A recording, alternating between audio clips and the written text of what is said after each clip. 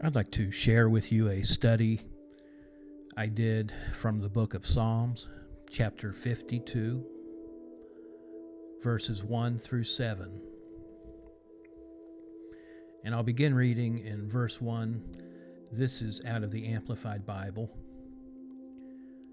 Why do you boast of evil, O mighty man? The loving kindness of God endures all day long. This psalm begins with a question which is quite appropriate.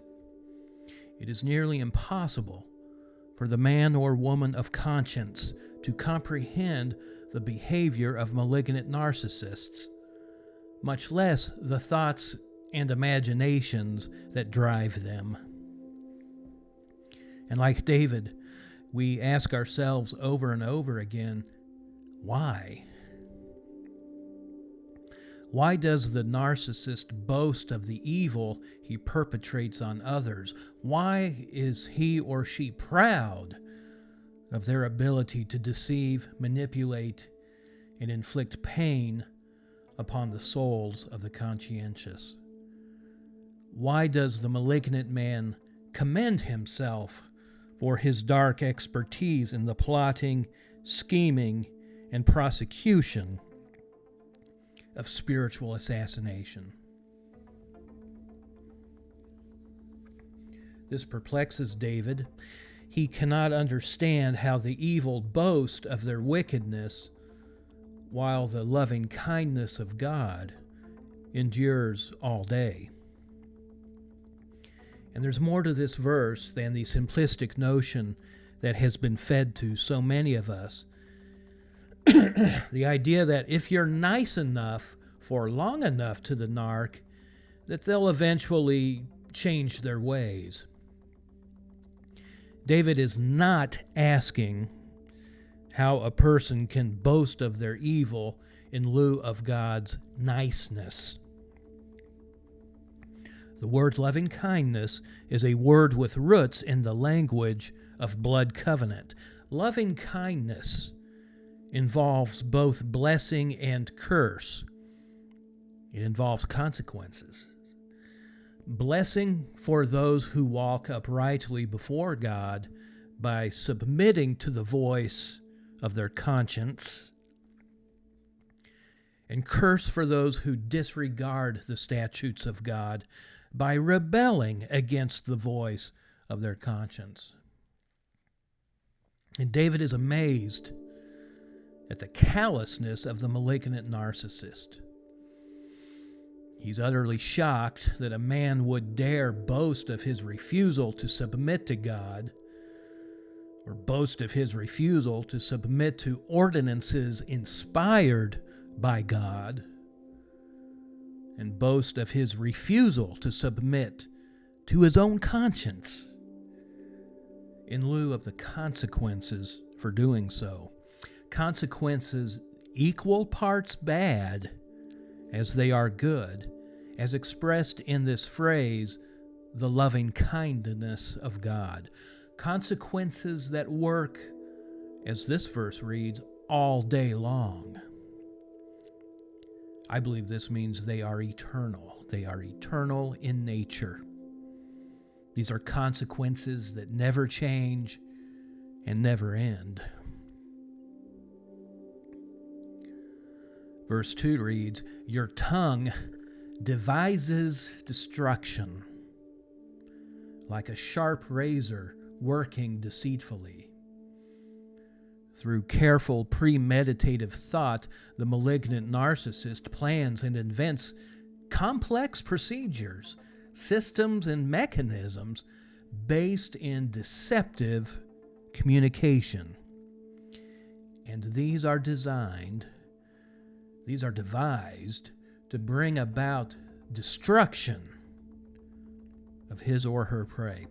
Narcissists devise stealthy, imperceptible, and plausibly deniable communication techniques with the sole intent of, like a razor, like a precision instrument, slicing, cutting, and carving out entire sections of their victims' inner life, their victims' physical life, social life, and even financial life. Verse 3, you love evil more than good. You love falsehood more than speaking what's right. Now here David is addressing the inner life of the malignant narc. These are things that direct him. These are the things within him that motivate him and excite him and release pleasurable sensations inside of him. And we could call this the love life of the narcissist. He loves evil more than good. He loves to hurt more than he loves to heal. He loves to control more than he loves to liberate. And he loves to speak falsehood more than speaking the truth. I've heard it said by some that narcissistic behavior is driven by self-hatred. That is not so according to Psalm 52:3. According to this verse, narcissistic behavior is driven by an individual's inordinate love of evil, by his inordinate love of deception. He does what he does because he loves it. It really is that simple. Verse 4, you love all words that devour. And I think you could substitute the word words here with communication techniques. You love all forms of communication that devour. O deceitful tongue. Once more, David is delving into the love life of the malignant narc. He loves all words, all forms of communication that devour. He studies them. He meditates on them. He plays with them in his mind. Deceptive words, stealthy words. And by words, again, I include both verbal and nonverbal communication, designed to devour the intended target. Devouring words cloaked in deceit are literal objects of worship, objects of devotion to the malignant narcissist. Devouring words, projections, and insinuations cloaked in tones of empathy designed to deceive. These are objects of the malignant narcissist's love, adoration, and devotion. Verse 5, but God will break you down forever. He will take you away and tear you away from your tent and uproot you from the land of the living. Because the malignant narcissist has consistently and remorselessly violated the law of God resident in his or her inner consciousness, the laws of the universe created by God work against the malignant narcissist. A consequence of the man who consistently thinks, speaks, and acts apart from the impulses and knowings of his conscience includes the breaking down of spiritual guidance and power from within his own personal inner being. According to this verse, this breakdown is forever. It's fixed. It's a fixed condition. He has become uprooted from his God-ordained dwelling place. Now, this verse is referring to more than a geographic location. It's referring to the place within a man, within a human being, from which he or she is to abide. Every man was designed by his Creator to seek security and moral strength from the reservoir of life residing in his spirit. The spirit of man is the true tabernacle of every human being. The human spirit is the land of the living from which a man or woman is never to depart. But the malignant narc is that man or woman who has been uprooted from the land of the living because he consistently refused to honor the light resident in his inner consciousness. Because of this, the malignant narc has been given over by God to a darkened moral understanding and a depraved, delusional worldview. He lives in the land of death. He lives in the land of lies. And he lives in the land of darkness.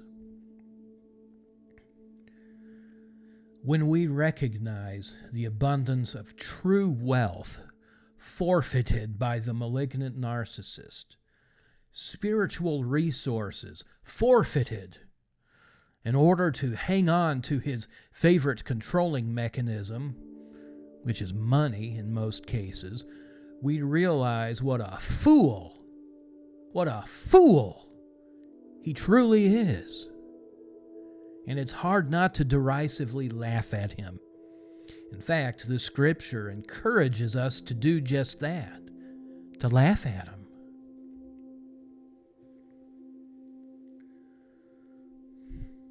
I think I skipped reading that verse. I'll read it to you now. This is verses 6 and 7.